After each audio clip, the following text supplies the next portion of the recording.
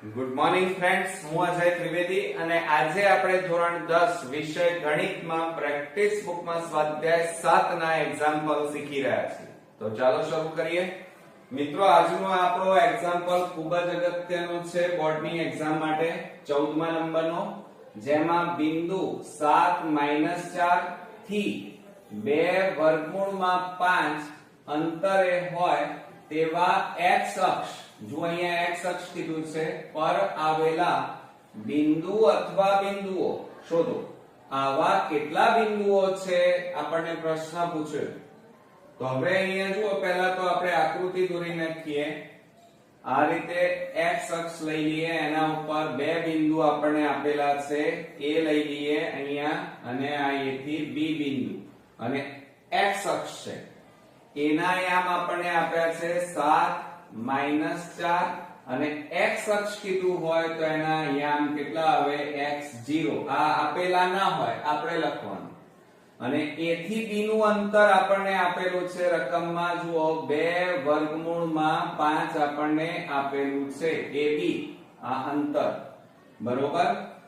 હવે મિત્રો જુઓ, આને આપણે x1 y1 લઈ લઈએ, આને આપણે x2 y2 લઈ લઈએ, બરોબર.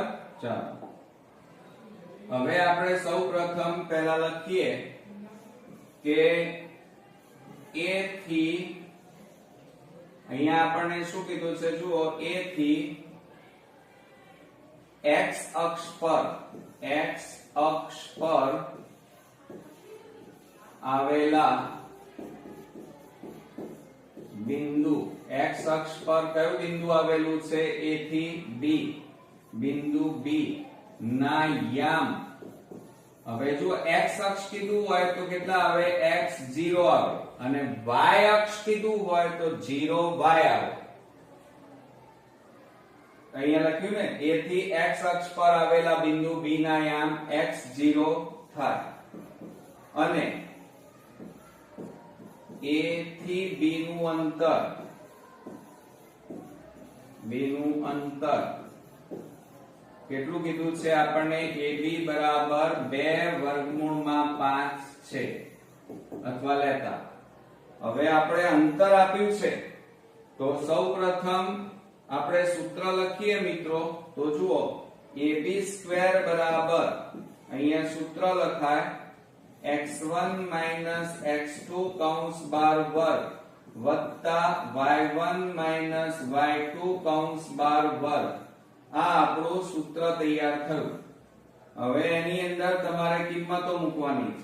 ચાલો, તો ab² બરાબર x1 એટલે 7 - x2 એટલે x કૌંસ બાર વર્ગ વત્તા કૌંસમાં y1 એટલે -4 y2 એટલે 0 કૌંસ બાર વર્ગ.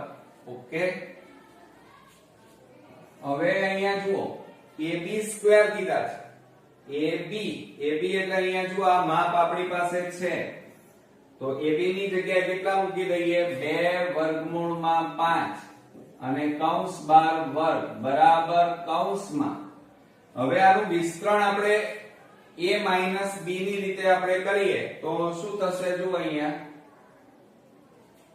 કૌંસમાં આપણે લખીએ, પહેલા કૌંસનો વર્ગ -2, પછી 2 કૌંસ વત્તા છેલ્લા કૌંસનો વર્ગ.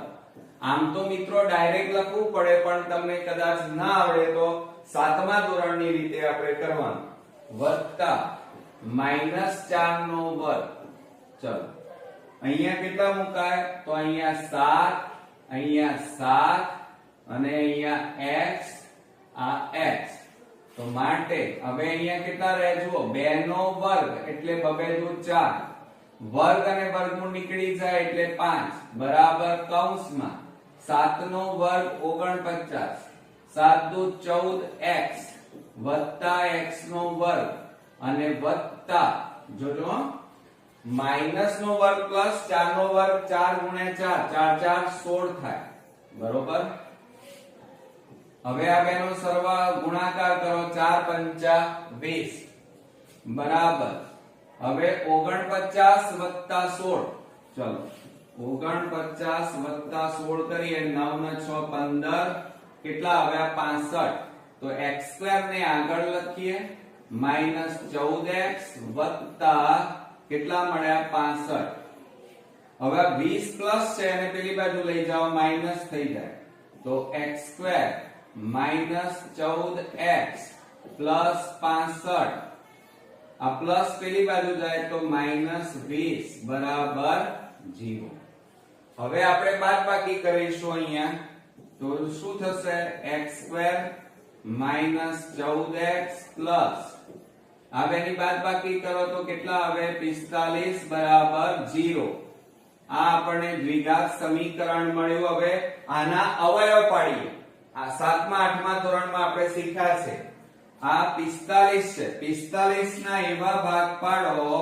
કે જેથી એનો સરવાળો બાદબાકી કરીએ તો 14 મળવા જોઈએ તો અહીંયા શું થાય મિત્રો 9 5 45 અને 9 5 કરો તો કેટલા આવે 14 ઓકે તો આ 14 ની જગ્યાએ તમારે 9 અને 5 લખવા પડે તો આપણે અહીંયા લખી કાઢીએ x2 -9x minus plus minus 5x plus 45 બરાબર 0 હવે બે ના જોડકા પાડો અને સામાન્ય કાઢો આ બે માંથી x સામાન્ય તો કૌંસમાં x - 9 માઈનસ આ બે માંથી શું સામાન્ય નીકળે 5 તો 5 કૌંસમાં x માઈનસ પ્લસ માઈનસ 5 9 45 બરાબર 0 હવે મિત્રો જુઓ આ બંને કૌંસ કેવા આયા સરખા તો એને સામાન્ય કાઢવાના તો અહીંયા લખીએ આપણે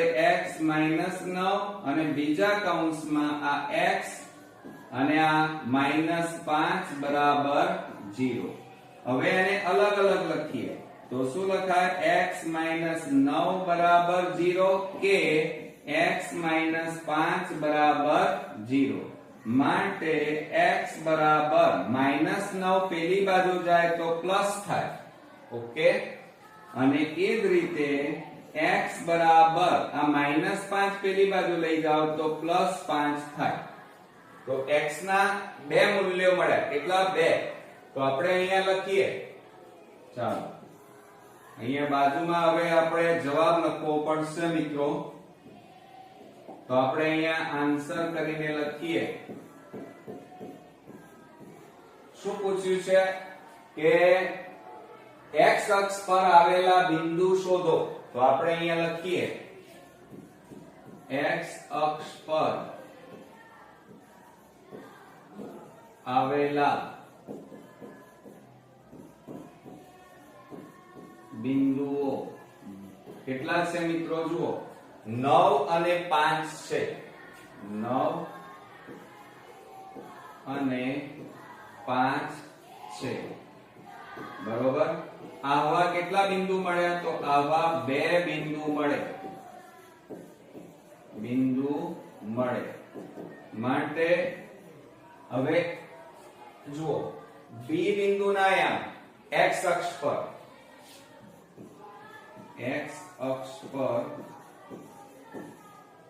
B બિંદુના યામ